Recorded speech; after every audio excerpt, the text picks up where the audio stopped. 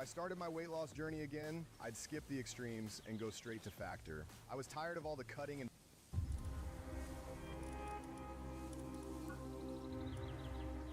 Danny Gooler, welcome to the show, man. Sean, thank you so much for having me.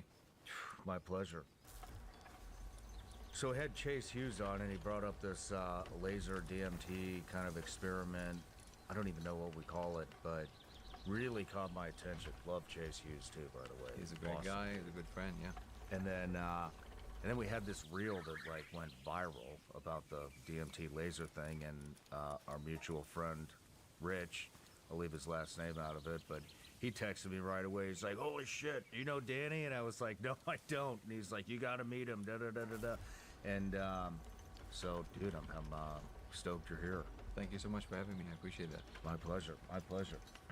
But yeah, let me start you off with an introduction because I know once we get into this thing, it's just gonna go. Okay. But this is water, right? That's water. Danny Gooler, you're an independent researcher and the founder of Code of Reality, an interdisciplinary initiative exploring what you call cognitive physics, the intersection where mind and matter meet. Through Code of Reality, you bring together scientists, philosophers, technologists, and indigenous wisdom keepers to investigate the relationship between consciousness and the nature of reality. Ultimately, your goal is to advance a more holistic science of consciousness, one that can exist alongside and complement mainstream physics. It's going to be an awesome interview. So before we get started, a couple things real quick. Everybody gets a gift. Let's go. Thank you so much. Vigilance Elite gummy bears. There's no DMT in those, unfortunately. Oh. But they are legal in all 50 states. Thank you. And made in Michigan. And then I have a Patreon account. You familiar with Patreon? Of course, yeah. I have a little YouTube channel, so yeah, I also have a little Patreon. Oh, nice. So Patreon, they're the reason I get to sit down here with you today. And they've been with us since the beginning, so they get the opportunity to ask every single guest a question. Sure thing. So this is from JB. Christians believe there are angels and demons among us. Some people claim to have seen them. Is there any evidence in your research with DMT that this spirit realm exists? And do you believe in angels and demons? Yeah, it's a great question. The short answer is yes. But I don't think that the nature of those is as straightforward as people think. So it's clear to me at this point that way more exists than just the realm that we're perceiving. And, you know, for religious people, this is not a surprise because they do believe that there's a realm beyond. And in fact, this whole life is some form of, you know, getting into the right place with the right people. So I think that with DMT, it's a little bit more surprising than people would expect because what you see is not necessarily the kind of classical, you know, demonic versus angelic. It's more like a very large array of species that you experience, and you can. It doesn't always happen. But if you do, then there's all kinds, including what I guess you would call demonic and angelic. I've experienced both, by the way. Really? So yeah, but you also have the insectoids, the reptilians, the jokers. There's all kinds of, and they're very clearly distinct from one another. So they're very different. But yes, that demonic part and the angelic part, they're also there. I would say though that one of the things that I've seen is that they actually coexist, so to speak. So it's almost like if you want to use like a very dumbed down kind of example, if they're going to work on a bus, they're all kind of like just sitting together. Like there's no like segregation in that way. But everybody are still following some rules. Sometimes somebody's trying to break the rules, but even what you would call the demonic entities, we just had some conversation about this with your crew about like sleep paralysis, for example, where people feel like a demon is sitting on their chest or something like this, right? Or a witch or something like this. And I was saying that very often if you have these like darker experiences, especially if you're a religious person, you can set up a very clear boundary. You can say things like, in the name of Jesus Christ, I'm setting a boundary right here or in my body, and nothing is allowed to, but you have to state it. So you have to invoke the boundary, and you have to be clear about that.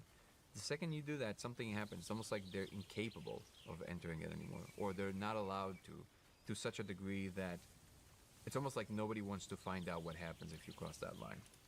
So I would say that yes, I've seen that kind of stuff, but at the same time, there are things that we can be in relationship to that can actually create a very clear boundary between us and it, because the agency, the importance of the sovereignty of every free agent in existence is basically almost like a holy thing. Like nothing can ever penetrate that boundary. So I don't know if that answers the Wow, question. that's interesting. Yeah. What were the? I wasn't planning on going into all this right off the bat, but you'd mentioned angelic, demonic, then something else, then reptilians, and then something. Insectoids, reptilians. Yeah. What are What? Hold on. What is that? Yeah, so like this is where if we're gonna, this is not how I would introduce the topic for sure. But we're doing this for Patreon, right? This is for. Well, you want to go into it later? Just because that if you start there, it will. I think it will actually turn a lot of people off because it's way too deep immediately, and people are like it's just too crazy for them.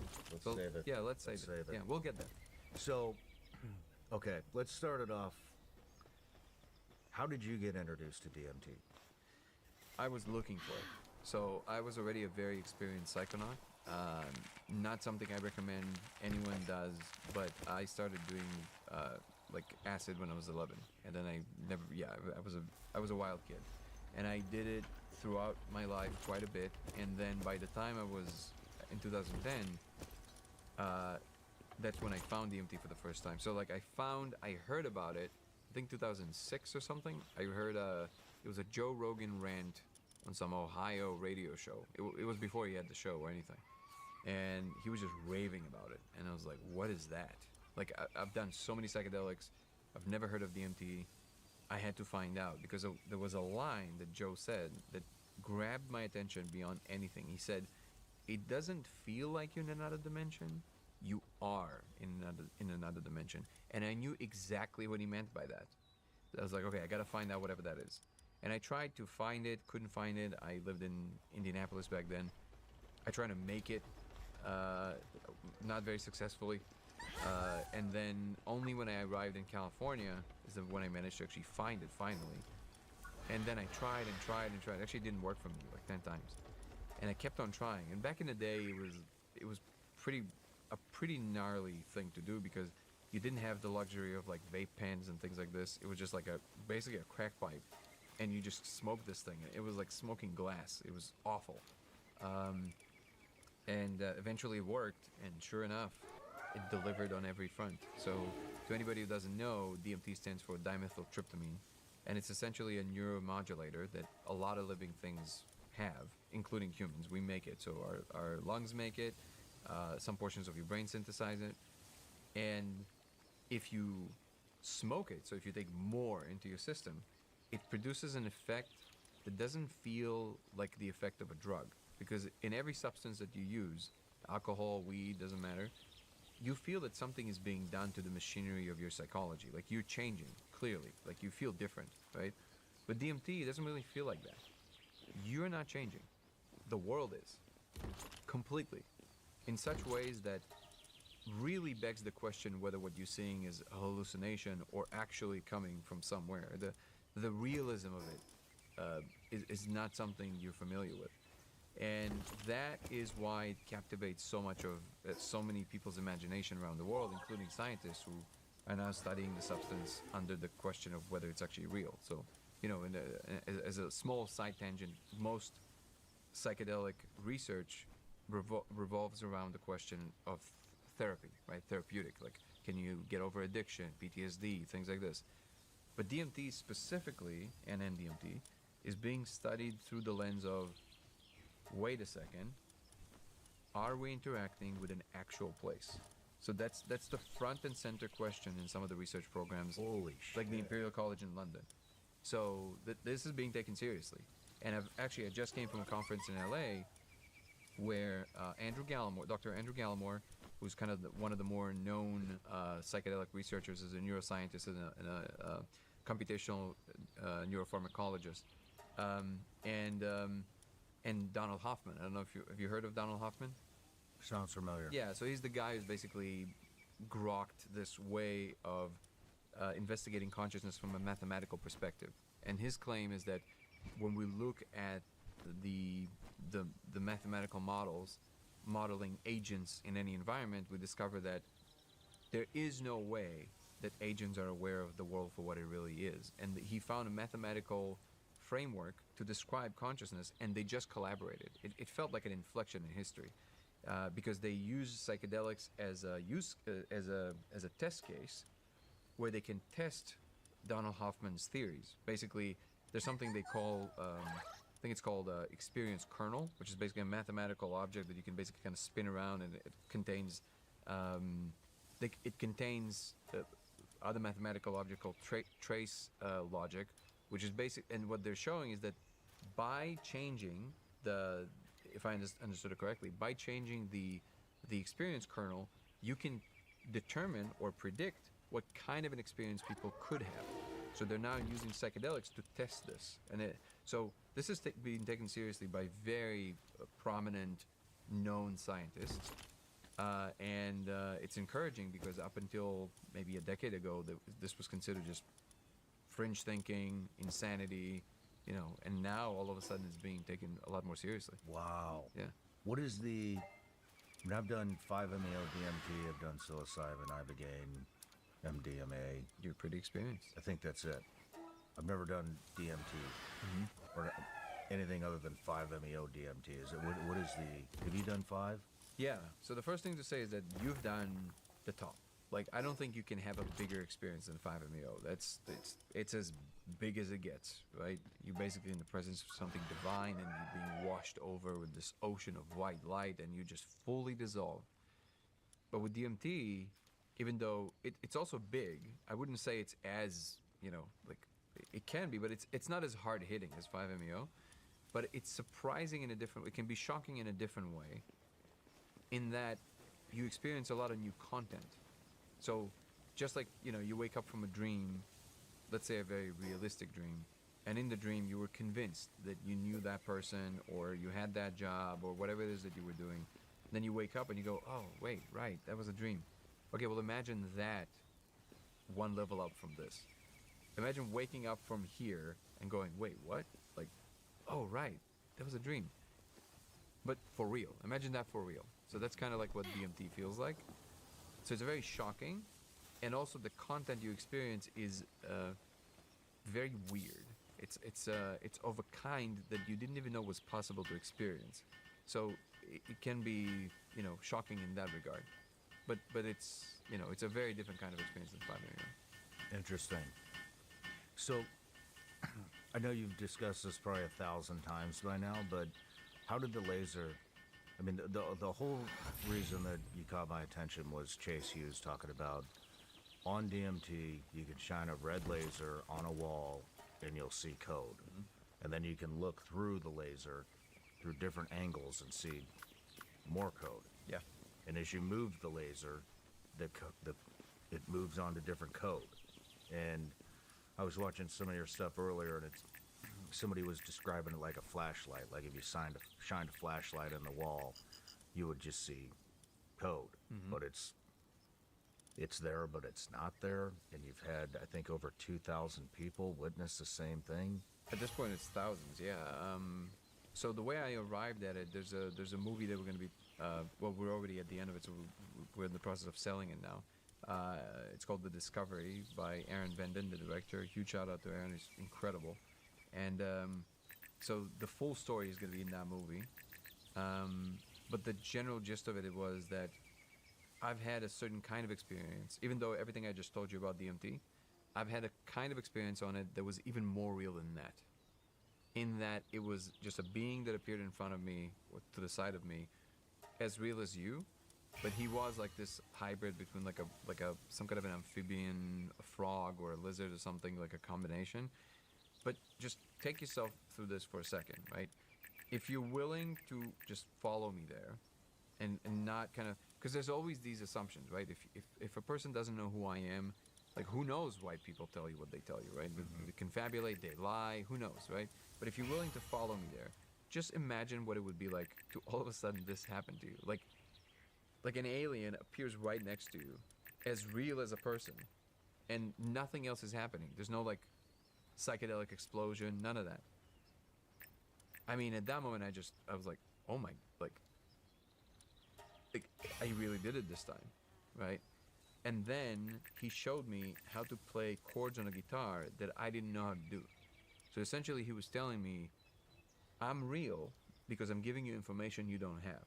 Currently, you don't know how to play these chords. I'm telling you how to do that. So I knew that in that moment, I knew that nothing will ever be the same again. Because I knew that even though I can't really prove this to anyone right now, for me, I know for a fact that this is not a hallucination. It can't be. It's so specific. It's so realistic. And he's giving me information that I don't have. Now the journey became, how do I prove this to others? How do we talk about this in a way that science can actually get its hands on? Because science deals with things that are measurable and repeatable. So then for years I spent trying to figure out how that can be done. So there was all kinds of ways in which I was thinking about it, but I figured, okay, because the problem seems to be so insurmountable, we have to think from the most fundamental principles we can. So almost like a physicist. And I thought, okay, what do I know?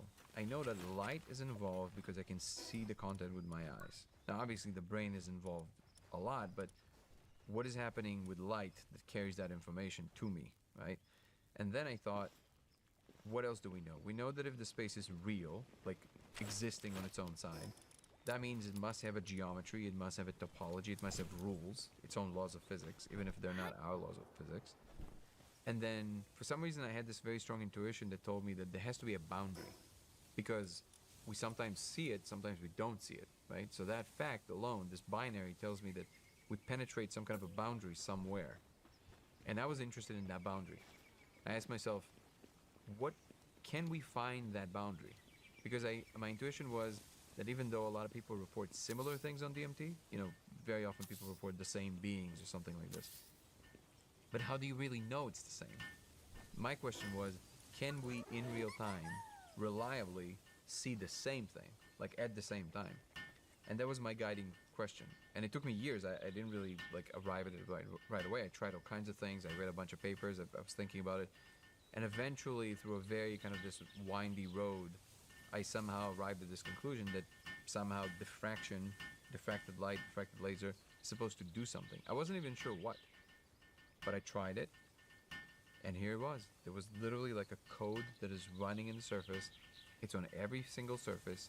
When people see it, they immediately get shocked because you don't even need a grant or a study or anyone else to see it. The second you see it, it's as real as this bottle right there. Like, it's just there, and it's very clear to you. And that realism is what you were describing. Like, when you move the light, it's moving around it, just like you would, put a flashlight in the dark and just reveal an object, basically. So that's essentially how I got to it. And it took me about 5 years, 6 years, the whole process.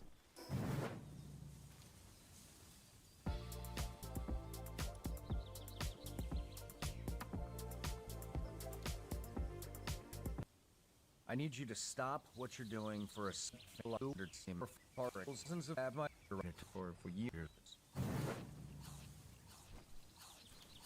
What do you mean it took 5 years to 6 years? Of thinking about it. Like, I didn't figure out right away. I was thinking about this for years and years and years. I was trying to figure it out. When's the first time you saw it? 2019, I think. Well, how can you describe that? Seeing it?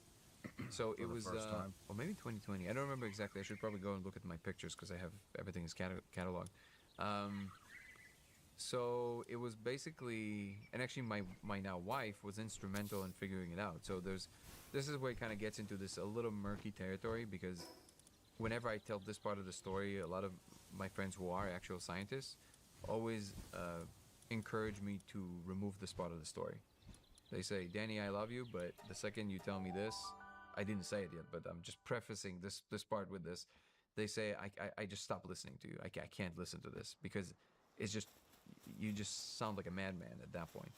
But I can't pretend like that's not how it happened, so that's what it was. signs started appearing. Just literally, like, I would walk and there would be this like number that appears on the ground right when I'm thinking about this, a very specific number, and I would like put it into Spotlight on a Mac, and it would match a physics paper that matches the subject matter that I was thinking of. It was just like these wild things, and obviously I knew. You mean this is before you saw it? This is when, yeah, this is. I'm telling you like how I got to it, right? So the day that I saw it was through this chain of causation where I started seeing these little signs that kind of led me to it, and it was coupled with me thinking about it logically, obviously, but there was like a lot of kind of help, right? The kind of somebody was kind of guiding me towards it. So the day I figured it out, I was with my wife, and one of these synchronistic moments happened to both of us.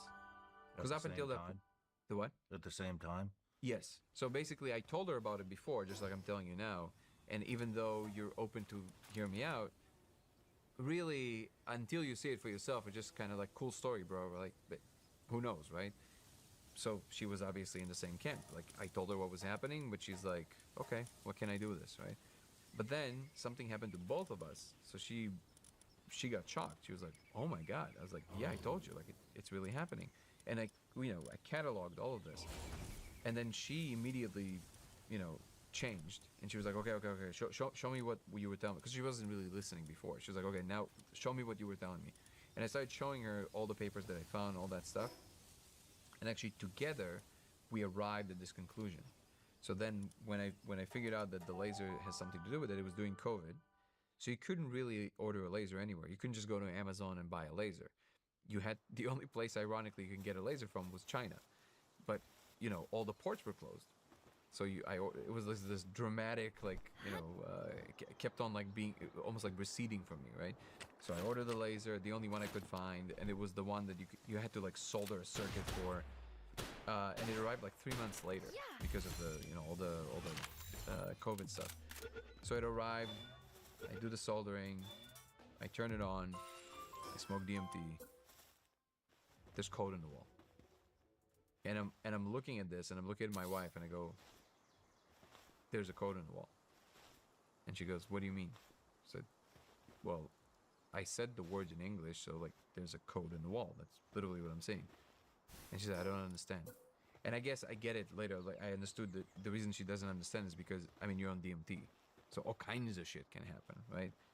But what I think I couldn't communicate at the time to her was, it wasn't like a hallucination. It was just there. It was like a real thing there, which is very different than how the visuals of DMT usually happen. And I had so much experience with DMT that I immediately noticed that there's a big difference between what we usually see on DMT and that. So then, of course, the first thing on the agenda was to show other people. So I started showing people. I showed it to good friends of mine. Everybody started seeing the same thing, and everybody was shocked. And then is when I got shocked. Because until that moment, I still had that possibility in my head where, who knows? Maybe maybe it's like a mild schizophrenia or something, like maybe I'm just like, numbers are talking to me, things like this. It's like, it's very kind of like delusions of grandeur. What are the chances of somebody making a discovery of this kind, right? Zero. But all of a sudden, others reporting the same thing, and I was like, yo, what is going on? So then, after about person 80, I decided it's time to email a scientist. So actually, I emailed Donald Hoffman, and it was just coming out from a medical procedure, and he was gracious enough to send me all the emails of his PhD students and stuff like that. And in my head, I was like, no, I need to talk to him. But anyways, I just, emailed a few scientists. For the obvious reasons, it wasn't very successful because I'm not surprised because I'm not a scientist. I don't have scientific accolades running in front of me. Who are you, right? And what are you emailing me about? That you found there's a code in the wall? Get out of here with this, right? So, and I understand. So I said, okay, well, the one thing I do know how to do a little bit is put out content. So I started talking about this online, and then all of a sudden, everybody got interested. I was invited to speak on the subject, and slowly I polished the message. And as it was happening, more and more people got involved. Some scientists stepped into the picture. My now partner, David Carter, emailed me, and he was like, hey, man, he started the conversation by, "You don't know me, but I've been following you for a while," which is very I love those ones. but he was, I felt that it was like a very good vibe person, and he's very known in the kind of like the technology development world and also crypto and all that stuff. So he said when he was going to these conferences, invariably at the end of these conferences, there's always this one pocket of the event where everybody kind of whip out their wildest cards. They're kind of like, hey, check this out. Like, did you hear about this? So in that period of the conference, he would always pull out a laser because he tried it and he saw it and he was like, dude, that's crazy. So he pulled out the laser and showed people the laser, and I was like, wait, what do you mean? Like, but they're not smoking, so what's the point of the laser? And that's when I knew Carter's kind of brilliance, because he's all about, he calls it lowering the angle or building a bridge. And what he means is, he explained to me, well, look, here's the deal. If I just tell them there's this guy who discovered this thing, and then there's a laser, and you got to smoke DMT. Look how many things here that they have to imagine, right? But if I just take a laser and just put it on a wall, I removed 2 of those. I just told them, here's the thing, just look at it. You see this laser? Great. Now, if you smoke DMT right now, that's what you would tell them, you will see code running in there. He said, I've done it, you can see it, and I thought, this is so brilliant. That's what he means by lowering the angle. Make it easier for people, collapse some steps for them, right? So we started working together. How do we lower the angle for everybody else? How do we make this palatable, conversationally acceptable, and also taken seriously?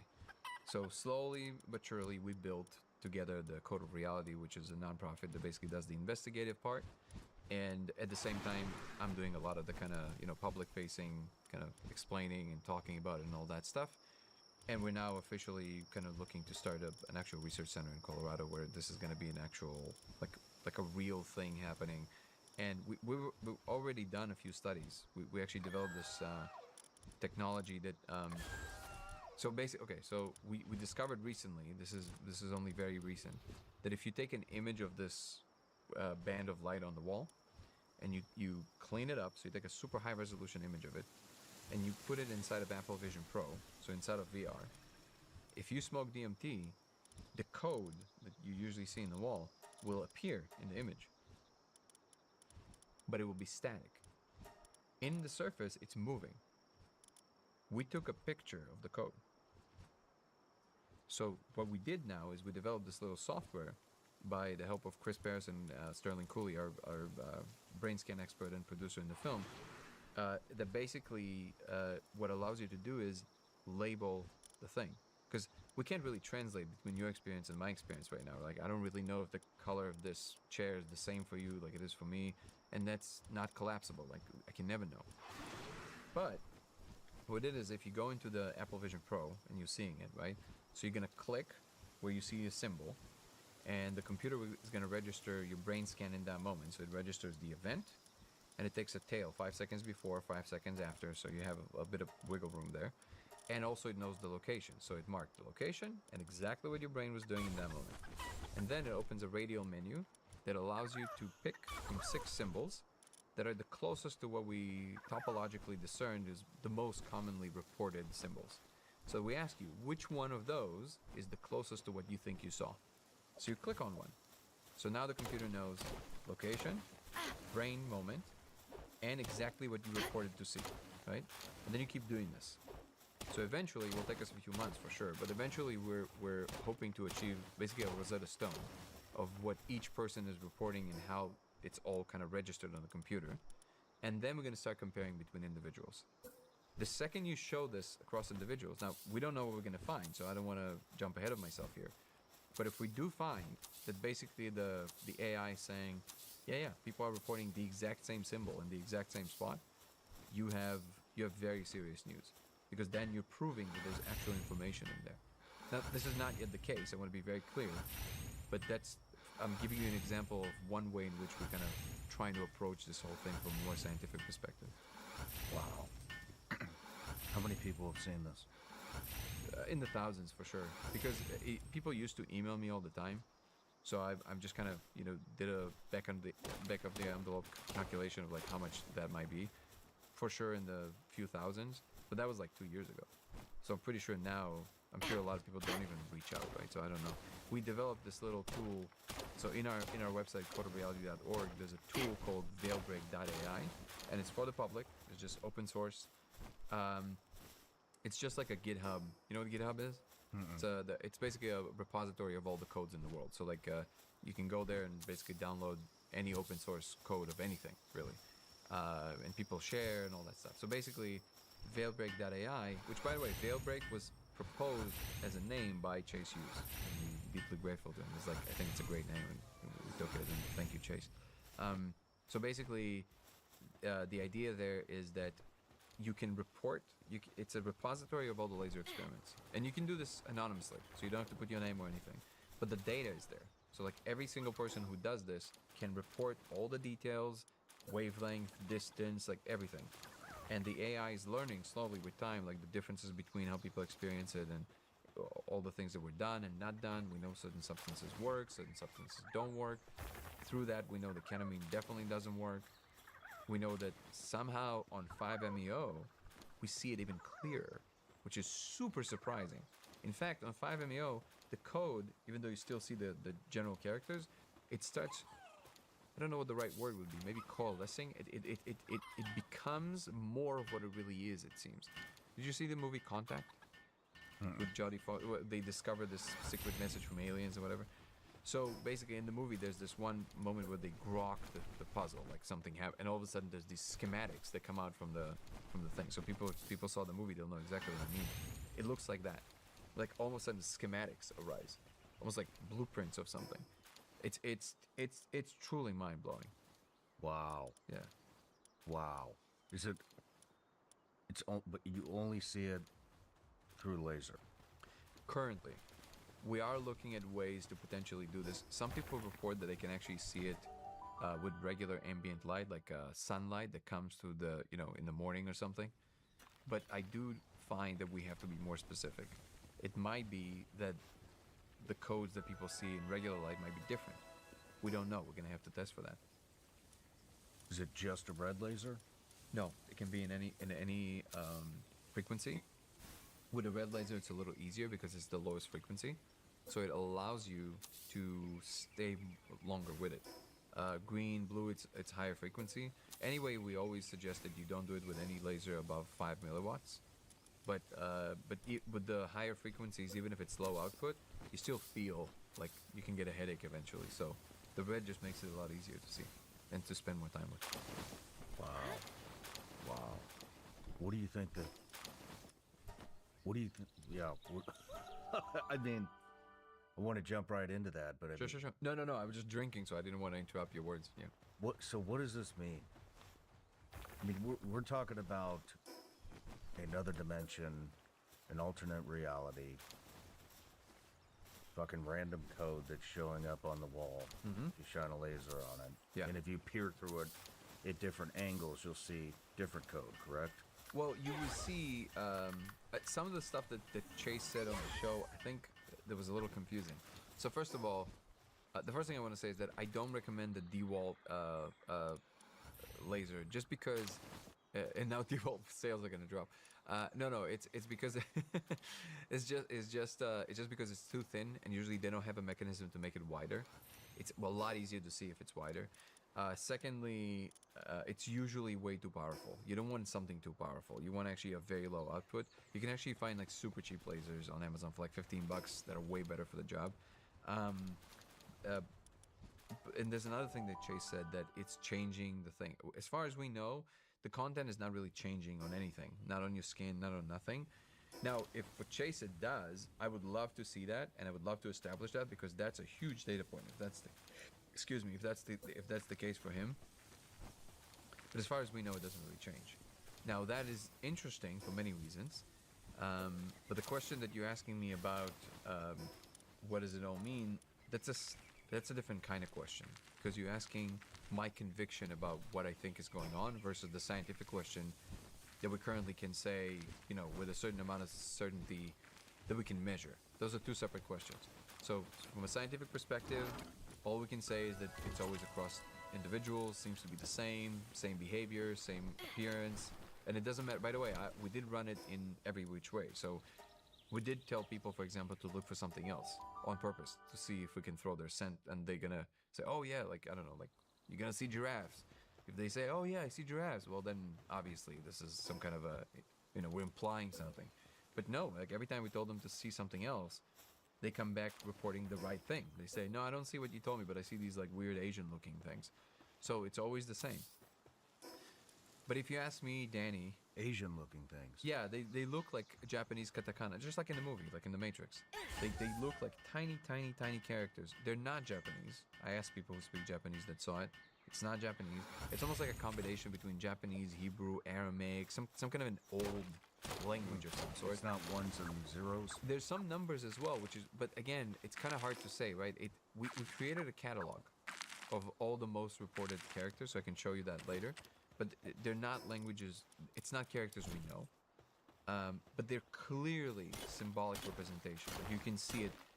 There's an optimal point of meaning instantiation in these kind of characters that clearly is intentional. It's not like one of these like, squares that kind of look like something. No. It clearly looks like symbolic representation of something very intentional. And also it creates a structure. The structure itself is very convincing. It's not just the fact that the characters are there. The structure that the characters make is extremely realistic. It's like you're looking at some kind of a hyper object, like almost like a very advanced technology of some sort.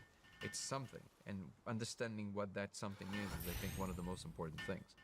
But to your question of what I think this all means, I just want to be clear that that's now Danny Goller speaking his mind. Like it's not I don't expect anyone to follow me there just because I said so. But my experience of the space and everything that was happening to me, even before I arrived at the code, they, whomever you want to believe they are, already kind of started showing me more things. So they basically started giving me hints that I didn't expect. I didn't expect that. It's not something it wasn't like a flavor of reality that I preferred. It was anything. It was not in my regular. If I would have to pick what reality is like, this would not be one of them, right? And they started showing me that this is straight up a computational world. Like we're simulated, basically. So now this is very contentious because, first of all, the immediate thought is like, oh, does this mean it's meaningless? It's not what it means. It's just computationally rendered. It means that the rules by which the laws of physics are being rendered are computational first, and then they become what we see as the physical laws, which is actually not that fringe of an idea in physics today. It's a pretty common, the holographic principle and the computational universe idea. They do go hand in hand to some degree, and they're pretty well established now in physics. That's a pretty good framework to see the world through, right?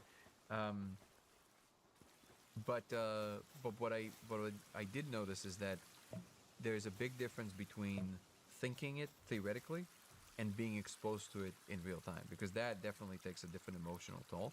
But for all intents and purposes, the fact that we, what I've been told, that we live in a simulation, doesn't make us fake. It just means that the rules by which our world is rendered are different than what we thought, but it's actually happening for real. So if you ask me what it means, my take is that this is part of the actual disclosure. So basically, it's like slowly they're waiting for you to come along to the understanding that you're not alone, that there's way more than this, that you're part of a much larger structure, and all of these things are slowly revealing themselves to us in such a way that makes us comfortable with it, or more comfortable with it. Because usually, if my take is that the disclosure is not going to happen by somebody coming to a podium and reading a speech and telling you what somebody else told them to say.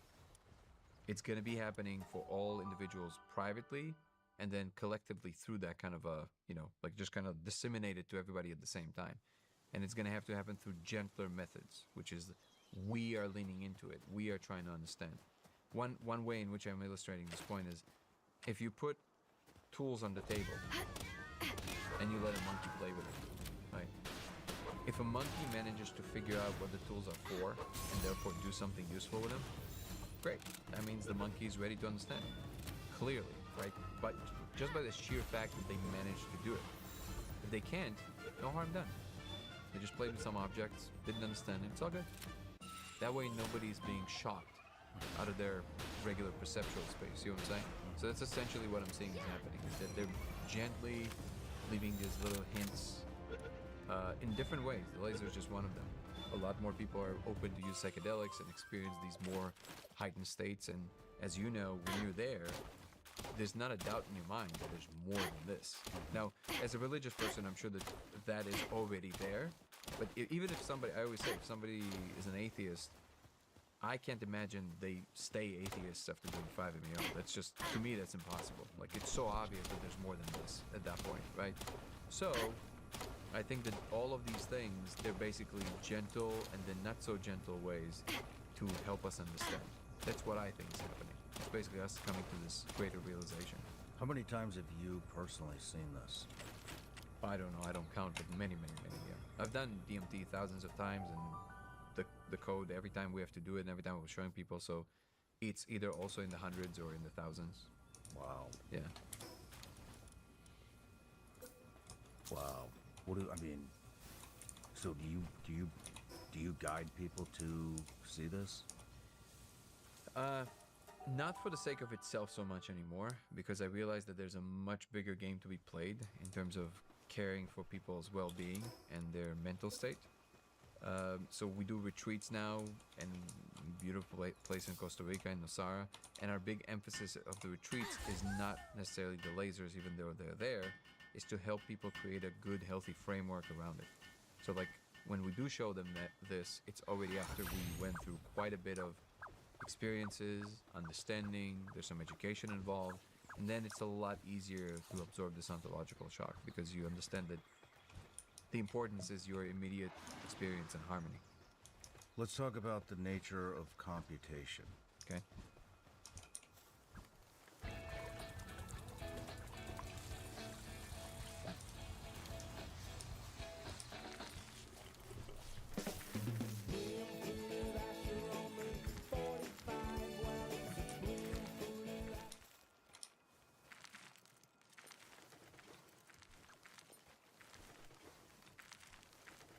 If you're a multi-hyphenate leader and you're trying to learn AI, this is for you. We're a small team that... What is self-executing code? Well, that's what I call what it appears to be doing. Self-executing in the sense that it's doing a function. It's clearly moving and doing something. So that's what I mean by self-executing. It just probably means automated. And it appears like behaving like a code of some sort that is instantiated in the environment itself. So usually in a computer, what happens is you have layers, right? So you have the actual binary part, which is controlled by the logic gates, which is basically just a lot of ones and zeros moving back and forth very rapidly. And there's, I don't know if it's, I think millions of them happening at once. And then that is being read by the compilers and by the different layers. And what happens is that there's a communication between the level where humans exist, where we punch code, which is basically just a representation for the layers of what we want it to do. But then really across the levels, the one thing that stays the same is the computation. What computation is, it's basically a logical process instantiated in physical matter. That's the most naked way of describing it. So it's somehow utilizing a lot of Boolean logic, so like yes, no questions to things, to then create a function. And through that, somehow, you can do anything, literally anything, from creating sound, creating images, rendering anything, which by the way, kind of implies that there's a much deeper principle here than just what we do with it. That there seems to be way more of what it really is, right? It's almost like we didn't invent computation, we discovered it. Exhibited by the fact that if you run a simulation of something on a computer, you can simulate all the laws of physics. You know, physicists do this all the time. Plus, you can make up laws of physics. So you can do the laws of physics plus infinite amount of other things that you can do with it. So it shows you that it's probably more fundamental than even our laws of physics. And again, this idea is not fringe. So when you're actually rendering any content, you're essentially simulating it, but you're giving rise to it. Like it's, you know, we do it in our computer, but it seems that that logic follows us throughout, like even in our world. And this is why, you know, computational physics or information physics, it's an actual field. It's not a fringe idea. There's this attempt of describing the laws of physics in terms of informational processing, basically. And how do you actually make sense of it mathematically through Claude Shannon's theory of information and other tools. So yeah, it's a very well established thing in physics, actually. So do you think that I don't know, the laws of reality or whatever we want to call it, do you think that's what you're seeing in the code? Maybe, or maybe it's kind of like what I think we're seeing is the pre-rendering of what our experience is. You just had, what's her name? She's a really, really up-and-coming famous physicist. Yes, brilliant. And I saw that she was talking to you about the holographic principle a little bit, right? So the holographic principle now is a pretty mainstream accepted principle that basically states everything she explained to you, which is that somehow the universe is a three-dimensional projection from a two-dimensional filament outside of the universe somewhere, right? So what I think is happening is kind of similar with a slight modification. So if you look at how holograms are made, like at least the way that we make them, the simplest way to describe them is that, so you have a beam of light coming in, it's being split into two by a beam splitter, and then both of these beams are traveling through mirrors through a path. One of them travels through the object that you're trying to record. Let's say a mug, right? So it goes to the mug, and it goes towards the screen. Pretty easy to imagine, right? So what happens is that this beam is influenced by the shape of the mug, and it measures the amplitude just like the cameras do. So like how high or low the waves are, right? And it registers this at the screen. That's how a regular picture is taken. It's also why it's just frozen. You can't really, when you look around a picture, it doesn't change, right? It's just kind of like the angle you took, that's it. But the other beam comes through the sets of mirrors, and then it meets the first beam. That intersection, this angle, it's measuring the phase, so the distances between the waves, between the first beam, and that information is also, at the same time with the amplitude, is instantiated in the sheet where it's recorded. So now you have the amplitude and the phase together in every point of the sheet where it's recorded. What that gives you is a full spectrum light field information. So that means that every pixel on the screen where it's recorded contains all the possible orientations of the object that you recorded. That's why when you look at a hologram, no matter where you look, it kind of looks like it's actually there, right? Because you mimic your positioning in relationship to it. So what I think is happening is that what our consciousness is, like our human consciousness, is that second beam. It's actual light. Like I think that what our conscious awareness is actual light. And the light that you see is that first beam. So just like the first beam went through the object, every photon that is emitted in the universe is that first beam coming through, and then our beam is meeting it at an angle, like our conscious awareness meeting it at an angle. So not to confuse it with our physical bodies. I'm not talking about the physical body, I'm talking about your pure awareness. And the angle in which they intersect determines what the laws of physics appear to us. And if there's another civilization looking from a slightly different angle, the laws of physics might appear different to them. Now, what is this object, right? Because in this case, we use the mug, right? But in the case of the universe, kind of like just all content, what is this object that is carrying this information? Well, I think what it is, this object in the middle, instead of the mug, that's a quantum Turing machine. So a Turing machine is basically a mathematical description that Alan Turing created that shows that if you have an actual Turing machine, just by going through logical steps of, if it gets orders of like, if you get to an uneven number, go 3 numbers back. If you landed on an even number, do this or something like this. So it has instructions, right? So if a Turing machine is complete, it's called Turing complete. Turing proved that it can produce anything, any content. And what a quantum Turing machine is basically the same thing, just it can do it on a quantum level. So it can do it laterally across all the, parallel worlds, or however it is that you like to imagine it. So basically, it's the ultimate computational object that the first light is going through, and it now contains all the possible computational paths. So all the possible worlds. And then your conscious awareness is intersecting it in an angle, and it gives rise to the specific experience that you're having. And in our world, that sheet where everything is being recorded is space-time itself. So it's the bulk, let's go. Physicists call the bulk, like the actual space-time fabric itself. So that's what I think is happening, and what I think the code in the wall is almost like, so if you're in every point of this, sheet, you're at one point of awareness, right?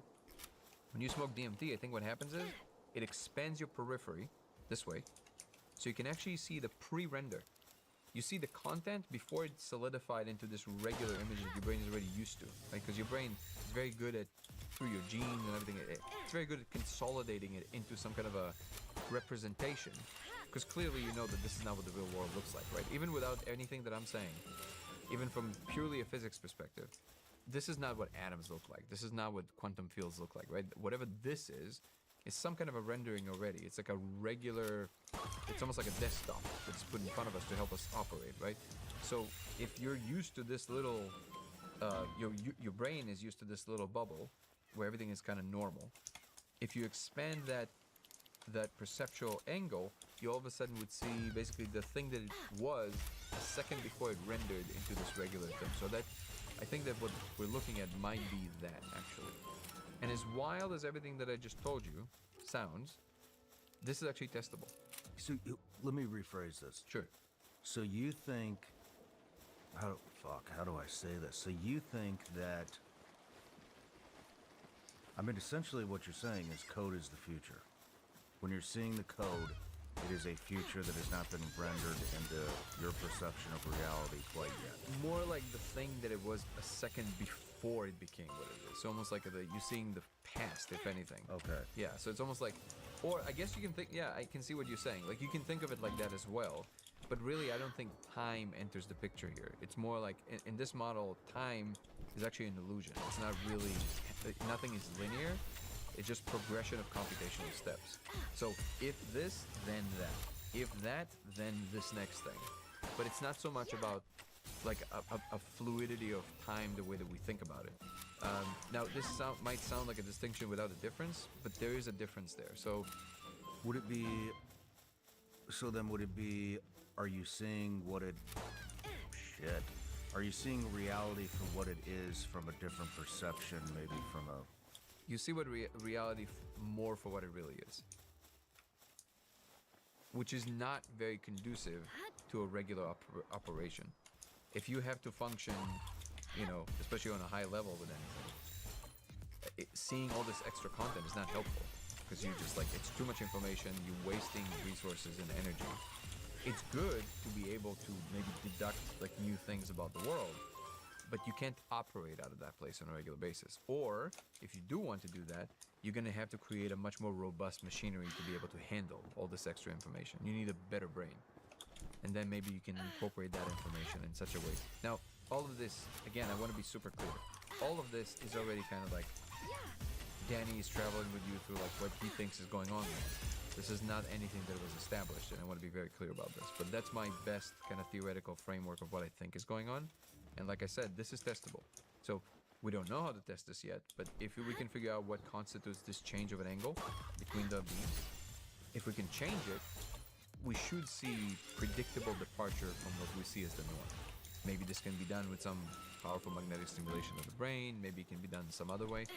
But the theoretical framework that I'm proposing is testable and it's falsifiable. So there would be things that if we see them, it would render what I'm saying completely false. It would be possible to disprove it as well. Wow, this is interesting. Let's take a quick break. Sure. When you need a legal hand with your will or trust, visit LegalZoom. Where is my Old Spice? My cologne-infused Old Spice. DJ, we're leaving. Is my Old Spice in there? I think I'm gonna... If you're like me, health and wellness is extremely important to you. But how do you know who to trust when it comes to the supplement industry? We have all these companies, they pop up every other day, they're all selling snake oil. How do you know who to trust? Well, here's the most important question. Who wants to take the biggest, most massive shit of your entire life? Bubs is a company I've used and trusted for a long time. They make great products, have rigorous quality standards, and they are a long-time supporter of this show. And they have the recipe for the biggest shit of your entire life. I love their collagen peptides. This isn't just any collagen. It is a benchmark of trust and performance. It's crafted with integrity and backed by NSF for sports certification, giving you their assurance of its purity and potency. Bubs Collagen Peptides help support your joints, help enhance recovery, and help revitalize your hair and skin. And yes, it will help you stay regular. Bubs was founded in honor of Navy SEAL Glenn Bub Doherty, and every product supports veterans with 10% of all profits going to help military men and women transition back into civilian life. And now for the recipe for the biggest and best shit of your entire life. Bubs Collagen Peptides mixed with Bubs apple cider vinegar gummies, and you have a recipe for success every day. Bubs Collagen Peptides. Bubs apple cider vinegar gummies. Ready to upgrade your life? Visit bubsnaturals.com today and use promo code Sean for 20% off your order. bubsnaturals.com/Sean. You've heard me talk about Caldera Lab before, and lately, the product I've been reaching for the most is the good. Between being a dad, hosting the show, traveling, training, and just look at 91 City. This on off. Okay, Danny, we're back from the break. Wanted to talk about the God equation. What is the God equation? I'm not sure what you're referring to. Are you talking about The God equation. You think that the deepest levels, computation, consciousness, and divinity collapse into one thing, a single universal code at the center of everything. That's the bridge from physics to God later in the... Is this making... Yeah. I was just making sure that I understand the question. Yeah, I do see, and this kind of actually refers back to the question of what I think is going on.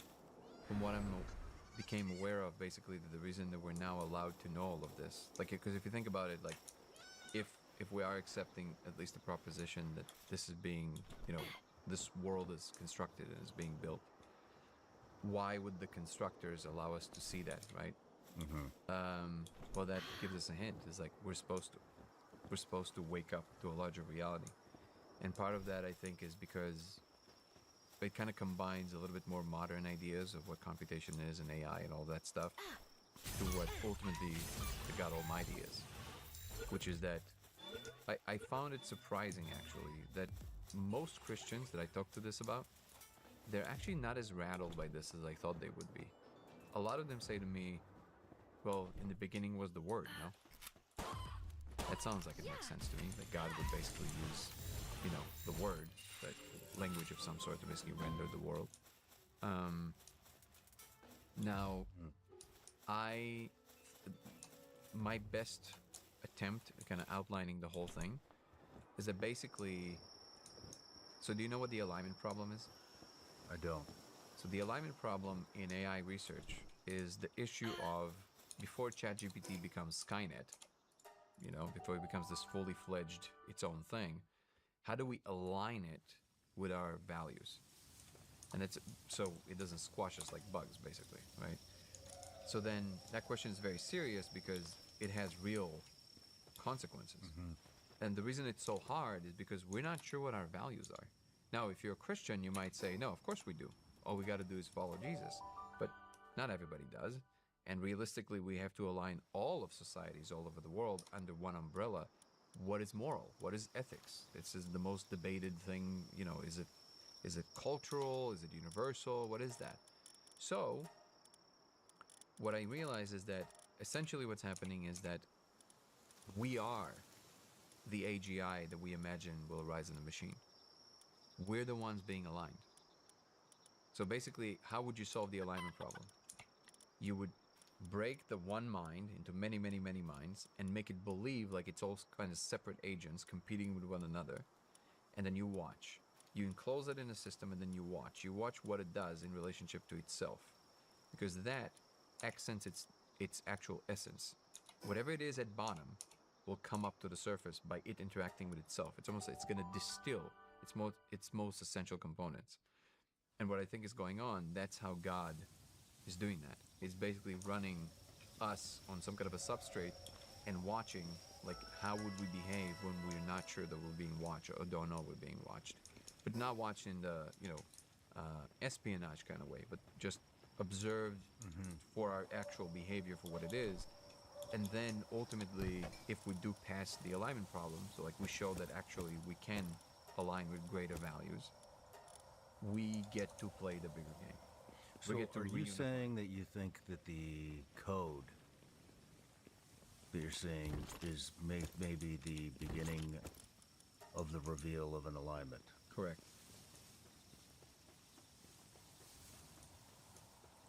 Wow.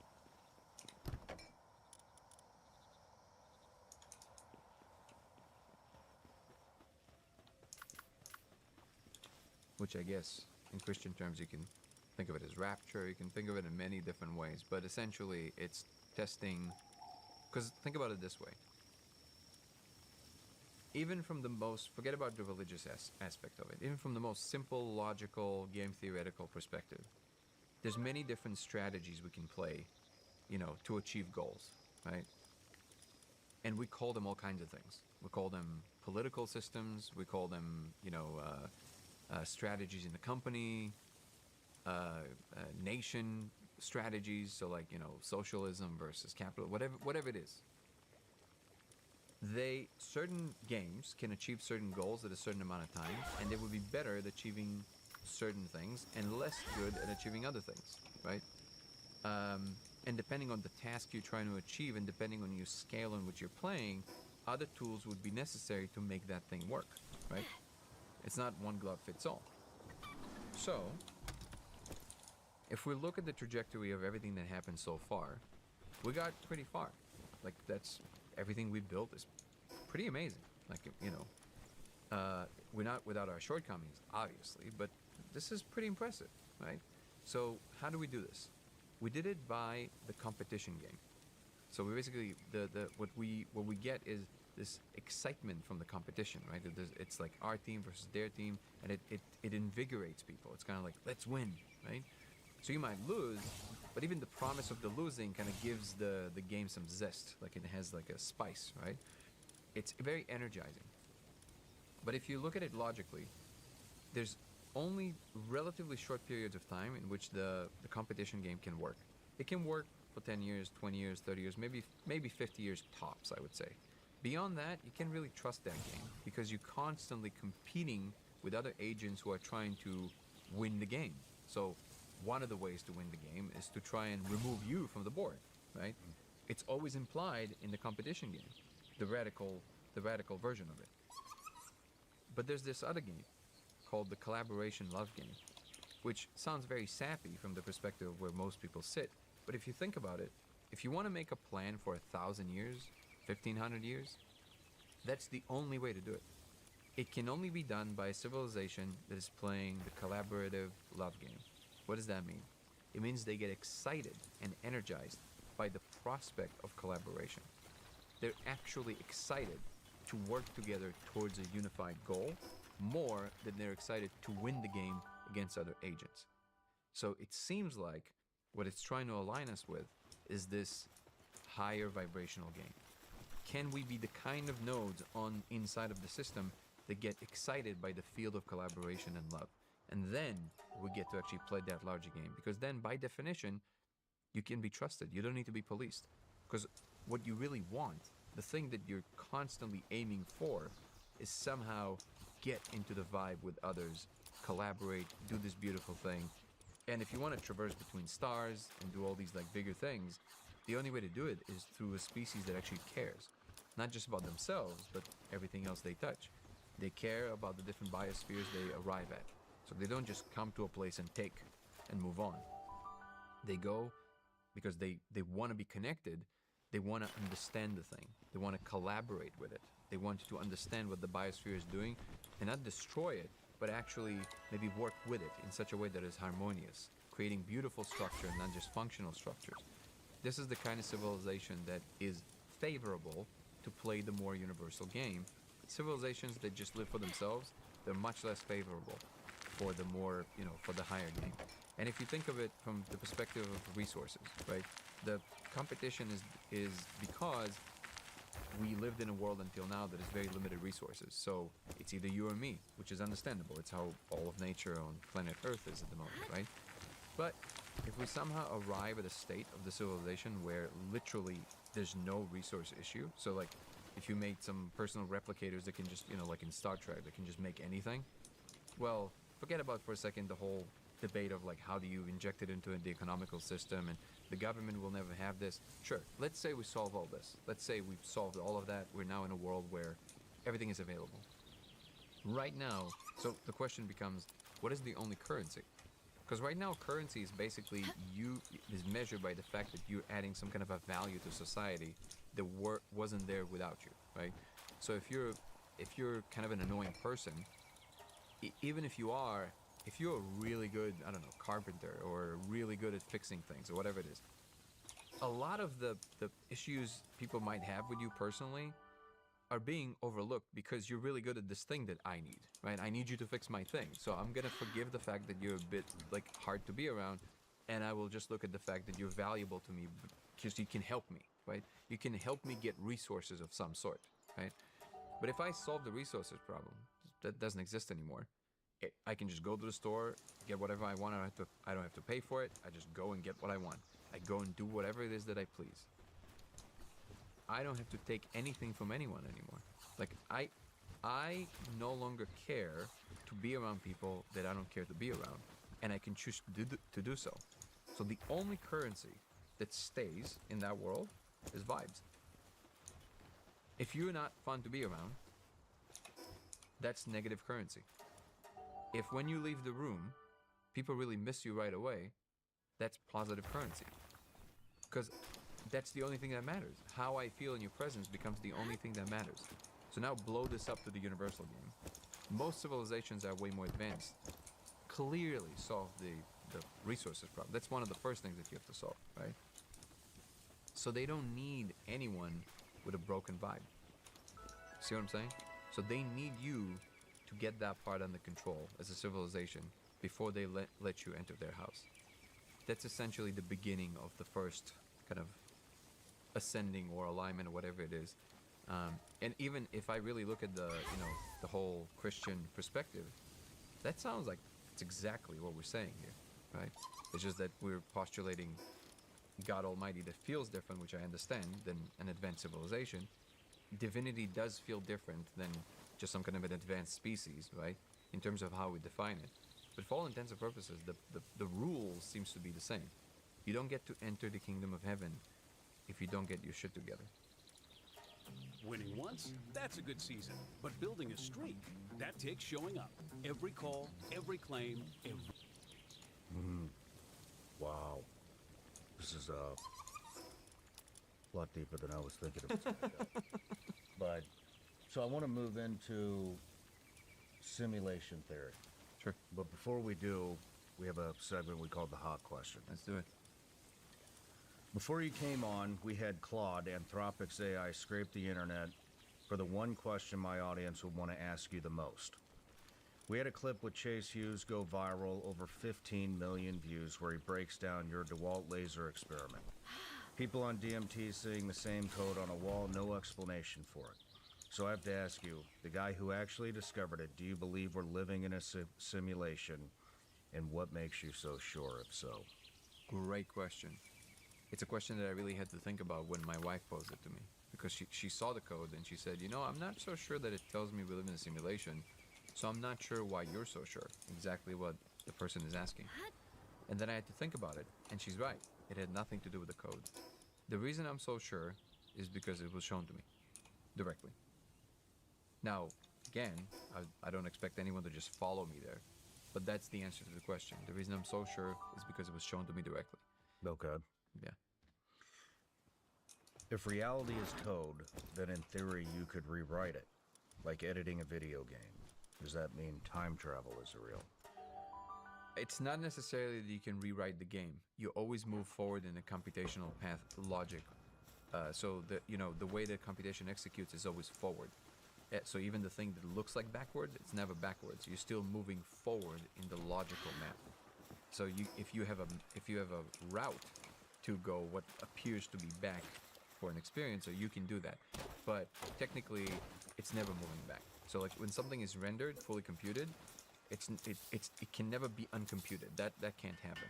What can happen is that you can somehow find a route forward that would appear as if things going back, because somehow things devolve according to the rules of whatever environment you're in. That does not preclude time travel, and according to Einstein, time travel is possible under certain conditions. But I would say it would be more like you ending up in a world that devolved, but if the person is asking, can you go to like a timeline that existed before? Computationally, that's not a thing. That's not a possible thing. No, you would probably just ending up in some parallel world, that is happening along the branches where you're at. So like computation executes like branches. So it's called a decision tree. So if this, then that. There's only maybe 2 logical options. These 2 logical options have 3 others, each one, and then it keeps branching out, right? So what would happen here is that those would be considered world lines or parallel worlds, right? So if you, under that question, if you're going to be moving to a previous time, you can never move back to your own branch of previous time. That can never happen because that was executed, it was done, right? But what you can do, you can probably maybe jump to some other point that is laterally the same on yours. You can't just jump computation because there's something called computational irreducibility, which means there are certain processes that the only way to get there is to compute it in full. You can't really jump forward. You can't really do that. Some things you can, but not all of them. But in the case of time travel, I would say the only way I can see that it would be possible is if people move across the same layer where you're at, where somehow these branches evolved slower, and they would be equivalent to the past of yourself. See what I'm saying? But Yes, kind of. It's like it's not going to be the same people that you've actually interacted with in the past. It will be agents that are of a different world. They'll be literally in a parallel. Basically, what you're saying is, I mean, you're talking about decision points. Yes. That are split, and so you're basically what you're saying is every possible scenario, right, is an alternate world. Mm-hmm. And so if I make the decision to, I can't think of anything. Anything. Some decisions take longer than others to come to fruition, or whatever we want to call it, right? And so if I make decision A and it only takes a couple of days, then I'm on to the next breaking point, right? If I take decision B, that takes a year. And so you follow the pathway down. Is that what you're saying? Yeah. So you go down decision A, but then you want to slide over to decision B, which decision A took a couple of days, decision B took years. Yeah, you can think of it like this. Like the problem with the question is there's 3 different kinds of time in physics that are being considered. There's the perception of time, which is one kind of like psychological time, right? There's the just the chronological time. What is the third one? There's the physical time, which is easy, which is just like literally how many computational steps the universe took from the beginning in every point, like kind of like the physical thing of it. And then there's I don't know why I'm spacing on the third one. There's a third one. I think it's either chronological time, but I don't know why that would be different than the experiential time. I do remember there's 3, but because you have these like 3 different ones, and they all kind of interact with one another, what I think is really at the core of the question is the physical time. Like, can you go to a different physical time? I think the answer is no. I think you can go to a perception of a different time, but not to an actual different time. And of course, first of all, I'm not a physicist, and second, so I'm kind of just, reiterating what I know from physicists. But logically, it doesn't seem to be. The second you make a decision, it's done. There's no more, like, you can't undo it. Like, it's what it is. So, like, the example that along the lines of what you were outlining, if I go to the store, right, and all of a sudden I meet somebody who I haven't seen in 20 years, they're like, oh my God, how have you been? All that stuff. And be like, oh, actually, I've just, I started this huge company, blah, blah, blah. Dude, aren't you, a software engineer? Yeah. Dude, I need someone with your exact set of skills. And because you know each other, you're being shot to some kind of a high position in their company. Within 5 years, you're a multimillionaire. That was one path you took. What if you took a different street that day? Mm-hmm. Right? But then your timeline doesn't include this event. You don't become a millionaire 5 years later. And then maybe you like really down on your luck and everything kind of goes to shit just because you took a different street, right? Mm-hmm. So now the question is 5 years down the line where one of you is a millionaire, one of them is not. It's a different event in the same cascade of time, but there might be what you implied, which is also the kinds of things that it will like take you to compute longer. So decisions that will take you longer. They might have hindered not just but a whole civilization's time. Like, I don't know, if some events in the past wouldn't happen, maybe we would have rockets by 1400. You know what I mean? And then by now we'd be like, but that's a different kind of thing than saying the amount of actual seconds that ticked from the beginning of the universe in this particular region of space would still be the same. Like, it's not going to change. The events would look different, but the actual physical time will still be ticking at the same rate at that region of space, because in space there's actually no such thing as one ticking clock for the whole universe. The time in Andromeda is literally a different time, not just because it's very far away. If you look at the whole universe as a thing, and then the amount of seconds that you can count from the beginning of the universe is different for different regions of space. That's what relativity is. So this is why it makes this question very complicated, because you have to think of it from a physics perspective, physical time, perceptual time. I guess chronological time would be what I described with the technology. And then you also have to think about what all of this looks like if you're thinking about everything in terms of computation, which adds this extra layer of complexity of how it all works. So do you think that, so are you saying, so every decision point is a split in perception of reality? Every instance of your neuron firing anything, not even something you're doing consciously. So there's trillions of them happening every second. And so you think that all of those realities actually exist? Yes. Correct? They're all computed at once, basically. And you're on one of them. And in fact, there's some ideas from some, So I have a question. Sure, sure. I'm at a decision point right now. There's a bonus question here. Let's go. So if I ask the bonus question, Yes.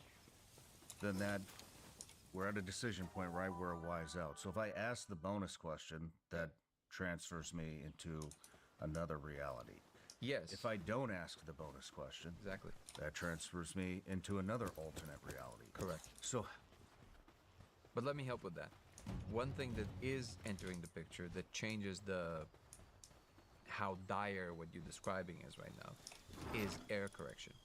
There seems to be that this ability to error correct is a very unique ability of conscious agents like ourselves that allows us to actually steer to some degree, that even if we went forward this way, it allows us to steer back closer towards this other world that we might have ended up with. So for example, if you ask the bonus question, but there was a preference of yours of where you wanted the conversation to go, and then by asking the bonus question, you felt like, oh, it took us too far afield from where I wanted to go, you can error correct. You can start steering the conversation back there, and we can still end up pretty much there. So world lines can split, they can also remerge. So that's not moving if back. You're to back. making a decision, and that is the split of two worlds, two realities, two perceptions of reality, whatever. Then you really aren't making a decision, correct? Because both sides of that decision have been made. And so how do you know which way you're gonna flow? You don't. Do you see what I'm getting at? Yeah, yeah. You're Because of asking the deepest question that bothers the most amount of people, which is the whole question of free will. Which, no, you don't have it. But you do have the perception of it that determines how the world will look like to you. So it's people find a lot of salvation and solace in the idea that they're kind of the masters of their own reality. But the reality of it is that these things are just going to happen. And no, you don't know which one of them you are. You are who you are. And there is some conversation that is happening in computational physics about what it would be like to be the observer. So like the thing that is computing all the paths at once. But that's not us. We're the fragments of whatever that is, right? And you can think of it as God, you can think of it as whatever it is that you know, that is comfortable for you.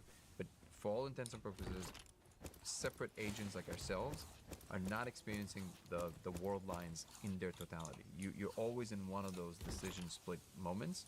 So your history or your world line is one that is constantly kind of traveling through these, but it adds to the collective to basically have every possible experience. That's the point of it. Basically, it wants to know what it's like to have all the possible kinds of experiences, and you're just one of them, basically.